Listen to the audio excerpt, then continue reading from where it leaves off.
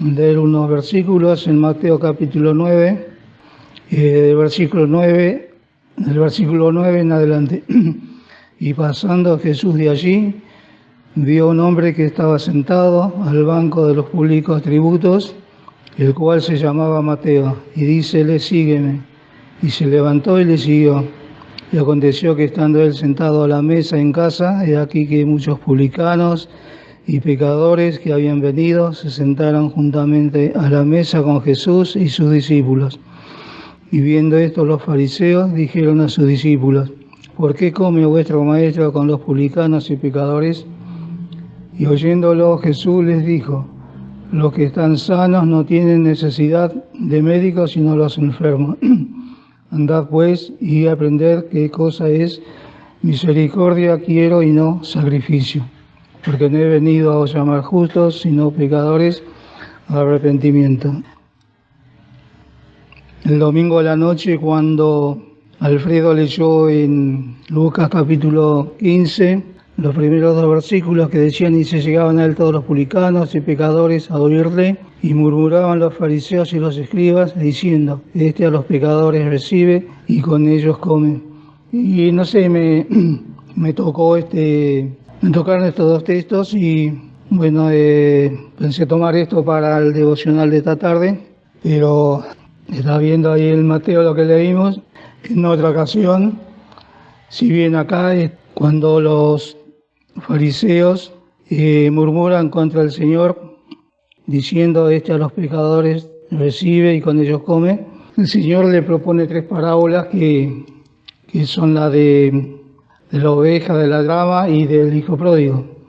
Pero allí en Mateo habla precisamente de Mateo Leví, como también se le llamaba. Y este pasaje de Mateo también está en Lucas capítulo 5. Y como esta es más amplio, por eso después tomé de Mateo. Pero sí me llamó la atención ahí en Lucas capítulo 15, versículo 1, cuando dice: y se llegaban a él todos los publicanos y pecadores a oírle. Y qué alegría que da cuando escuchamos de que la gente se congrega en distintos lugares para escuchar la palabra del Señor, y en este momento escuchar al Señor mismo, ¿no es cierto? Y realmente da mucha alegría. Pero volviendo aquí al pasaje de Mateo, bien sabemos ya de mucho tiempo cómo el Señor lo llamó a Mateo, y Mateo dejó todo y le siguió. Y en Lucas dice que después que le siguió, hizo un banquete en su casa, y bueno, vinieron todos compañeros y demás que eran también, cobraron los tributos, y también ahí los fariseos, lógicamente ese mismo pasaje dado por Mateo y Lucas, y donde también los fariseos y publicanos critican, murmuran contra la actitud del Señor al juntarse precisamente con los pecadores. Y me llamó la atención, por ejemplo, el desprecio y el odio que tenían los judíos por los publicanos, ¿no es cierto?, que lo despreciaban de tal manera que inclusive ahí en el diccionario bíblico, voy a leer una parte nomás, que le preguntaron a Teócrito, no me fijé quién era, eso sí. Dice, se le preguntó a Teócrito cuáles eran las más crueles de todas las fieras. Contestó: entre las bestias del desierto, el oso y el león; entre las bestias de la ciudad, el publicano y el parásito. Y después más abajo decía, los publicanos eran extremos odiosos, no podían ver sin la mayor repugnancia que los publicanos cobraran los tributos. Y le repugnaba precisamente porque cobraban los tributos para quienes los tenían subyugados, ¿cierto? O sea, para una potencia extranjera, podríamos decir. No es muy diferente lo que vivimos hoy, ¿no es cierto?, en los distintos países que son desarrollados, como se les llama. Y el Señor, cuando ve estas cosas, Entonces le llama la atención y dice en Mateo 9, y oyéndolo Jesús les dijo, los que están sanos no tienen necesidad de médicos sino los enfermos. Y pensaba, ¿no es cierto?, como el Señor no los atacó directamente, sino que fue, como se dice, condescendiente con ellos, o indulgente, porque me confundí con estas dos palabras, indulgente y condescendiente. Indulgente con ellos y le dice estas cosas, dice, los que están sanos no tienen necesidad de médicos sino los enfermos, como que en cierto modo los conformó. Pero seguidamente en el versículo 13, ahí sí les habla en profundidad, les dice, andad pues y aprended qué cosa es misericordia quiero y no sacrificio. Y me puse a pensar, ¿no es cierto? En el Nuevo Testamento no se habla mucho de los sacrificios que hacían en el templo, pero después me acordé cuando el Señor entró al templo y los sacó a los que cobraban, a los que vendían animales para el sacrificio. Entonces sí digo, estaban realizando el sacrificio. Y el Señor le dice estas palabras, que debían aprender qué cosa es misericordia. Y pensaba en lo duro que eran estos hombres. Y otro pensamiento que se me vino también es precisamente que eran aquellas personas que debían instruir al pueblo en cuanto a la ley, en cuanto a los profetas, e hicieron todo lo contrario, ¿no es cierto? Como dice precisamente en Mateo también capítulo 23, cuando el Señor les tiene que sentenciar, digamos, ¿no es cierto? Porque dice en el versículo 13, mas hay de vosotros, escribas y fariseos, hipócritas, porque cerráis el reino de los cielos delante de los hombres, que ni vosotros entráis, ni a los que están entrando dejáis entrar. Y esta persona que precisamente debían guiar al pueblo hacia lo que estaba escrito, ¿no es cierto? Como hizo Juan el Bautista, ¿sí? Cuando le dijo, cuando vio al Señor que se acercaba y le dijo, he aquí el Cordero de Dios que quita el pecado del mundo. Y eso tenían que hacerlo estos sacerdotes, pero hicieron todo lo contrario. Y ellos mismos se rebelaron contra el autor de la vida, como le decía el apóstol Pedro. Y en el versículo 15 dice, ay de vosotros, escribas y fariseos, hipócritas, porque rodeáis la mar y la tierra por hacer un prosélito, y cuando fuere hecho le hacéis hijo del infierno, doble más que vosotros. Como lo dañino que eran y el concepto que tenían de ellos mismos, ¿cierto? Porque los otros eran publicanos y pecadores, pero ellos estaban en otra categoría, se creían justos. Y el Señor le tiene que demostrar, ¿no es cierto?, con estas palabras, andad pues y aprended qué cosa es. Y lo que ellos no manifestaban precisamente era misericordia, porque se creían que eran justos. Y me acordaba del texto de Isaías, allí capítulo 1, cuando dice en el versículo 5, para que habéis de ser castigados aún, todavía os revelaréis, toda cabeza es enferma y todo corazón doliente.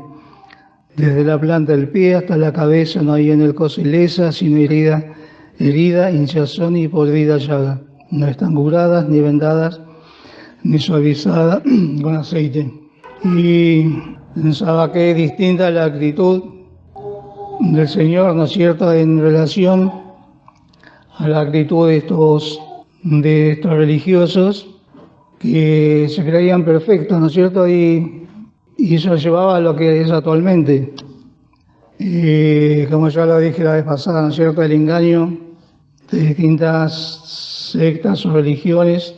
Tenemos los católicos que le hacen creer y les enseñan digamos, a sus súbditos que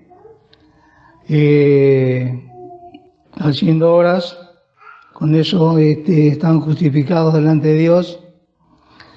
Pero a la vez a mí me toca más, o sea, profundizo más en un aspecto porque tengo a mi primo que está metido con los curas. Y la última vez que fuimos con mi hermano a Tucumán, es loco. Y si tiene que pelearse con alguien no le importa. Y digo, después se muestran como mansitos, humildes, y qué engaño, ¿no es cierto? Y después la lectura que me manda también, todo basado en las obras. Y en definitiva ellos no hacen obras. Le piden a la gente que hagan obras de bien, pero ellos, los curas, no las hacen. Ellos viven como reyes ahí en los conventos, y mientras la gente afuera, bueno, en otra situación. Y después tenemos los evangélicos, ¿no es cierto?, que también pervierten, o sea, pervierten los mandamientos del Señor, porque la enseñanza es buscar primeramente el reino de Dios y su justicia, y las demás cosas serán dadas por añadidura. Y ellos buscan primeramente lo que hace a lo material, a lo que es a la sanidad, y se olvidan de lo demás. Y también pensaba de la misma manera que acá en Mateo 23:13 decía de los escribas y fariseos: ay de vosotros. También estas personas van a tener la misma sentencia, ¿no es cierto?, de expresión de dolor. Y lo malo que la gente, o sea, generaliza a todos los evangélicos en esta misma situación, en esta misma línea. Pero volviendo a Mateo 9:13, le dice el Señor: porque no he venido a llamar justos, sino pecadores al arrepentimiento. Y bien, estos fariseos y escribas seguramente que tendrían grabado en su mente las palabras del salmista, ¿cierto?, que las repite Pablo también en Romanos capítulo 3, cuando declara Pablo en el versículo 9, que dice que pues somos mejores que ellos en ninguna manera, porque ya hemos acusado a judíos y a gentiles que todos están debajo de pecado. Y del versículo 10, porque está escrito: no es justo ni aun uno. Y eso está escrito en los Salmos, ¿cierto? En Salmo 14, 1-3. Pero ellos evidentemente no lo entendieron o no lo recibieron. Y en el versículo 23 dice: por cuanto todos pecaron y están destituidos de la gloria de Dios. Y veía, ¿no es cierto?, o sea, comparaba la actitud de estos hombres que debían llevar al pueblo hacia el Señor Jesucristo. Hicieron lo contrario, mientras que el Señor, para ir terminando, en San Juan 17, en la oración intercesora del Señor Jesucristo, cuando dice en el versículo 20: mas no ruego solamente por estos, sino también por los que han de creer en mí por la palabra de ellos. Y la primera parte, vamos a leer todo el versículo 21, para que todos sean una cosa, como tú, oh Padre, en mí y yo en ti, que también ellos sean en nosotros una cosa, para que el mundo crea que tú me enviaste. Y esta era la actitud que debían tener estos religiosos, pero hicieron todo lo contrario. Pero quedó la enseñanza del Señor Jesucristo para nosotros, precisamente, perseguir, ¿no es cierto?, con este ruego por los que han de creer en el Señor por la palabra, bueno, que hoy se da, ¿no es cierto?, de una manera distinta, o sea, se extiende más rápido por toda la tecnología que hoy tenemos, pero que el Señor nos ayude también para que este sentir en nosotros, ¿no es cierto?, porque como decía hermano Gordón en Quilmes, no es fácil la cosa, ¿no? Tengo mi prima también que le mandaba y bueno, últimamente tiene tantos problemas que me dice no me mandes más porque no. Y bueno, el Señor sabe. Lamentablemente ya se le mandó, si ella la rechaza no tiene, o sea, no tiene modo de justificarse. Y como que no recibió nunca una palabra, pero el Señor sabe y conoce todas las cosas. Que el Señor nos ayude entonces para que, aún a pesar de todas estas cosas, podamos, no decaigamos tampoco. Bien que el Señor pueda bendecirnos y guiarnos.